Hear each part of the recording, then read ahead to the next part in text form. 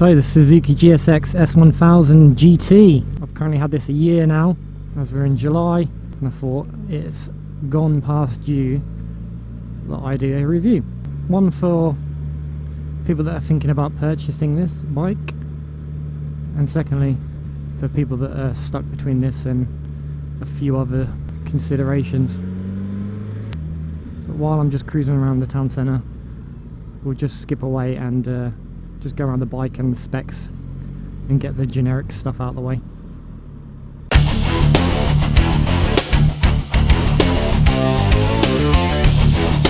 So the Suzuki GSX S1000GT.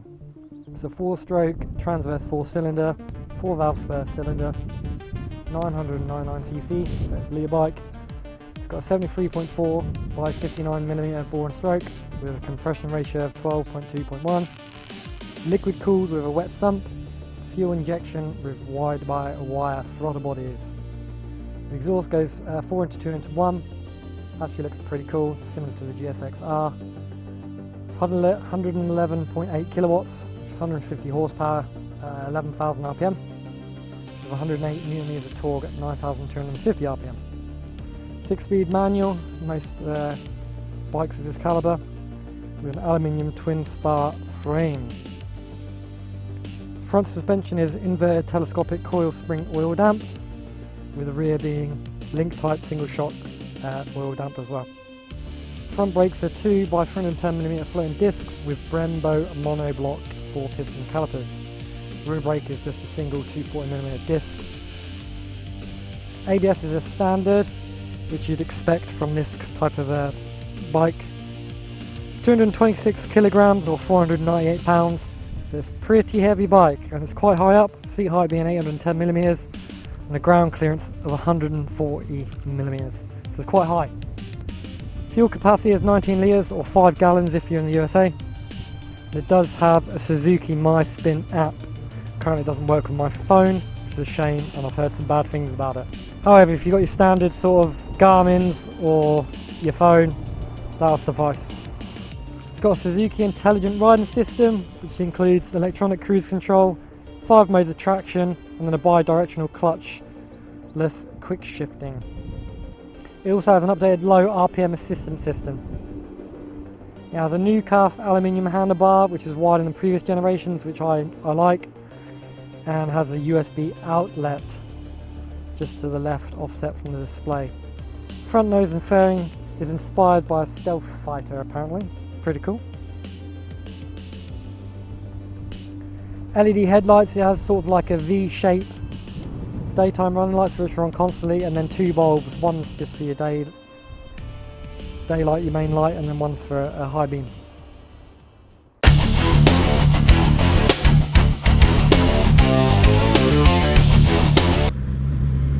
Dare I say, the perfect all-rounder.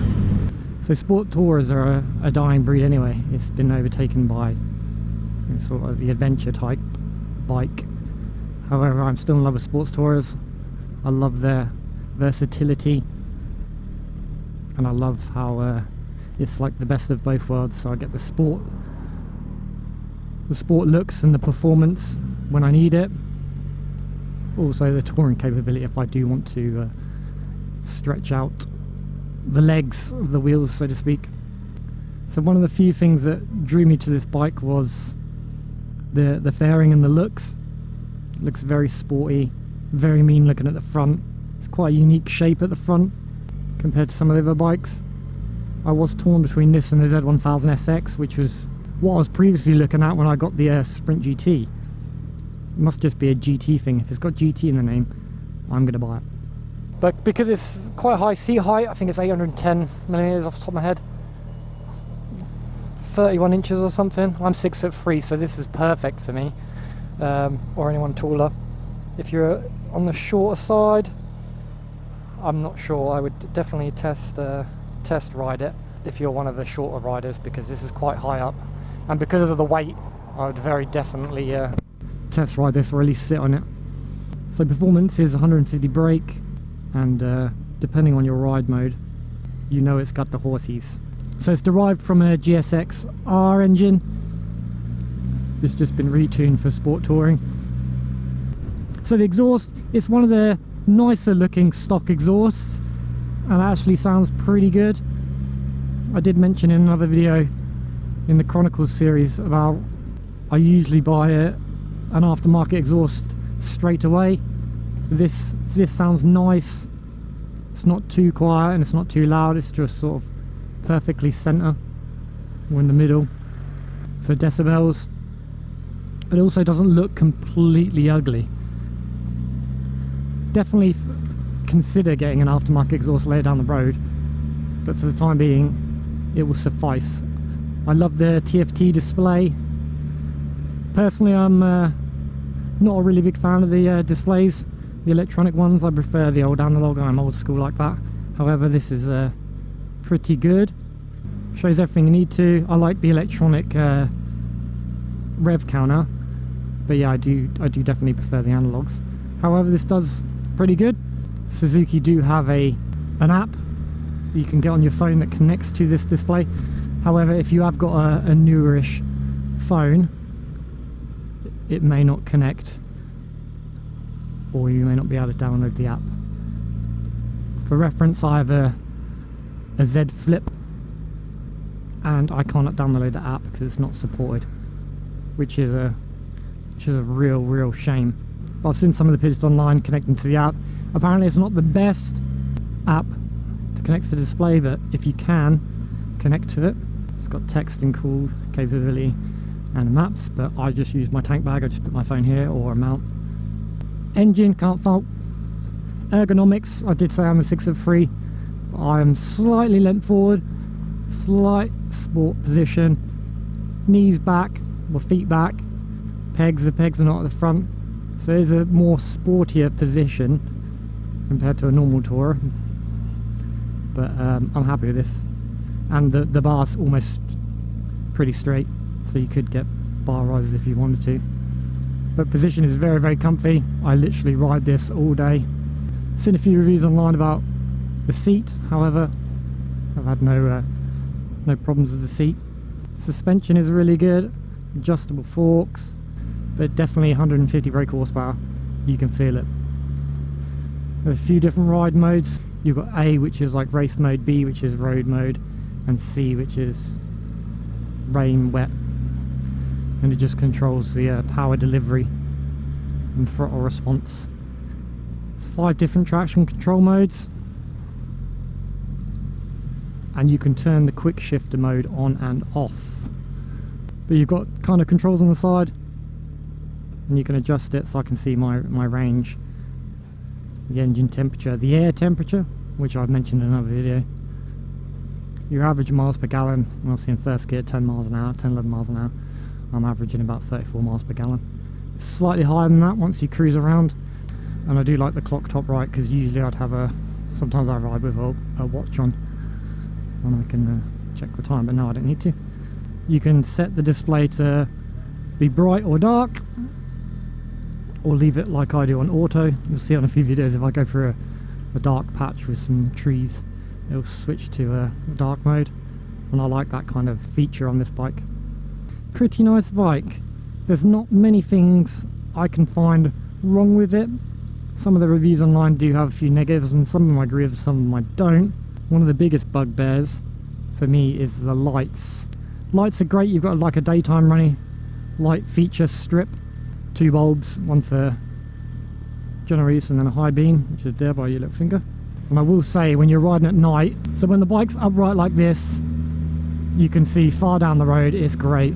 Any sort of speed or lean in a corner, you'll then lose a bit of that distance on your lights. That is one of the negatives I can pick up with. Wing mirrors, I like the wing mirrors that stick out like that. The shield, I'm thinking about getting another shield, but the windshield is okay. It sort of points the wind to your chin area. But being a sports tourer, I can duck behind it. There's enough room, obviously not with a tank bag, but there's enough room to duck behind it, especially if you're tall, so that's a good bonus. But if you're shorter, if you're 5'10" or something, you'll be able to duck behind it fairly easily. But the power is great. I know the numbers on paper are usually different to what it's like riding it, but enough power and torque through every range, every speed, every gear. Can't fault that. Ergonomics is very, very good for my height. Being a taller rider than average, one of my biggest bugbears if I find a bike I really, really like is I sit on it and I just can't ride it. 600 sports bike, I'd have to go for a litre. So the ergonomics in this is very good. My positioning is very nice. My knees are bent, but I don't mind that.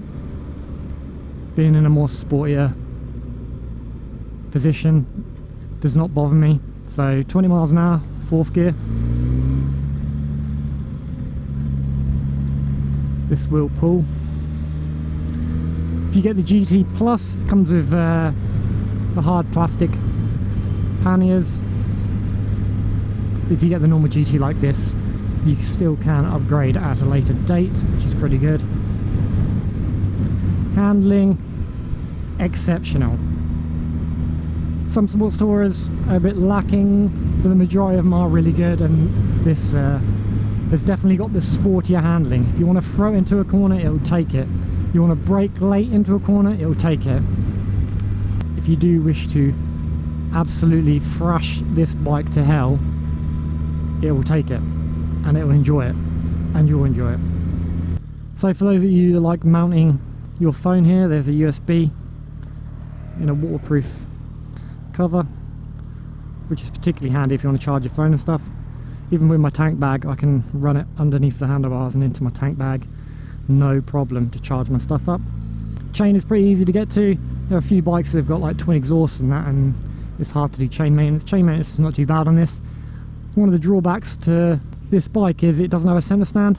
Being a sport tourer, it's nice to have a centre stand to help with maintenance and parking and whatnot, but this does not have a centre stand, so I don't know whether it's because my oil or in general, but this vehicle does like to go fast. I mentioned it in a previous video.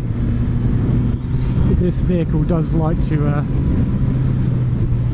it wants to go, and the engine temperature or the oil temperature will appreciate that as well. So I was just hitting 100 degrees Celsius there, and then a sort of like fan will kick in to suck air through. So cruising around the city,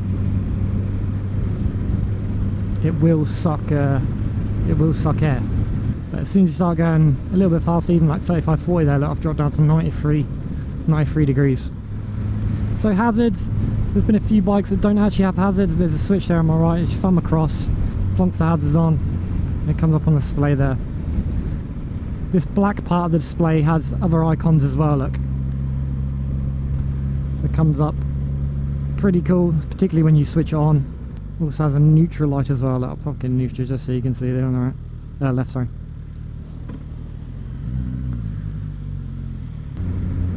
But quickshifter is so beautiful. Literally just up and down all the way along. Gear selector in the center is what gear you're in. There you go, 6th gear, 30 mile an hour. Just pulls away. Beautiful. You can literally just ride around in one hand if you wanted to. I do like using the clutch every now and then, but the majority of the time it's just quick shifter all the way. There's currently a lot of aftermarket editions. Quick Google search and you can find loads of stuff, absolute loads of stuff. But yeah, okay, 17 mile an hour, 4th gear. It'll go in any gear, pull in any gear. Absolutely amazing. So the range says 136, and I've done about 20 or 30 miles from filling up, so 170, 180 miles. Pretty good. I think it's a 19 litre tank, which is good. There are a few bikes that I was looking at and they've got like 14, 15, 16 litre tanks, and I'm like, it's just not enough. This is a sports tourer. It needs to be able to go at least 200 miles for me to even consider purchasing it. So depending on your riding style and mode, that tank range display will adjust and it's pretty accurate as well. I'll be riding down the road and I'll do a mile or two and it'll drop like a mile or two, so it's pretty accurate. It will be kind of incorrect when you first start the bike, and then as soon as you start riding it will then pick up on how you're riding, which is pretty cool. There you go, so 5th gear, 40 miles an hour, and I'm averaging, well, it's going up, 59, 60 miles per gallon, so which isn't too bad. But yeah, an aftermarket exhaust would definitely be an improvement. Save a tiny bit of weight. This is over 200 kilograms.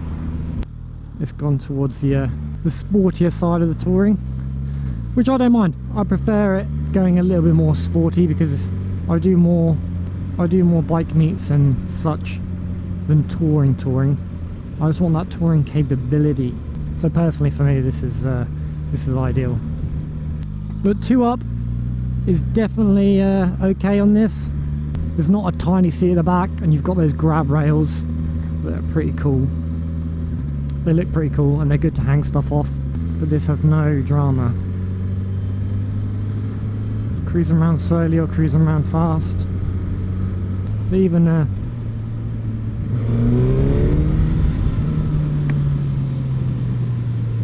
god, that sounds cool. We're being an GSX R engine. There's the lights I was on about.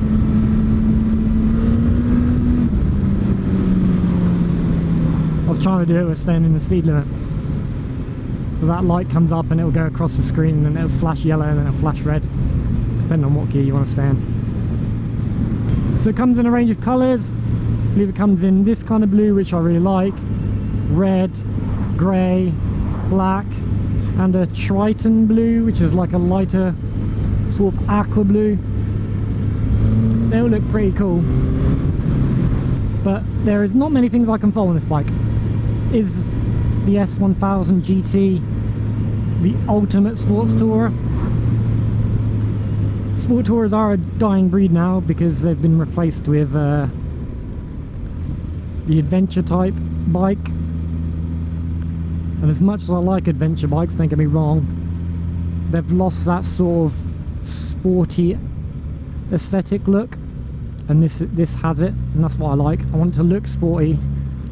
I also want the perks of the adventure bike. If you have any questions regarding this review or this bike in general, feel free to drop them down below and I'll answer them the best I can. They're very smooth, very comfy. I can literally sit on this all day.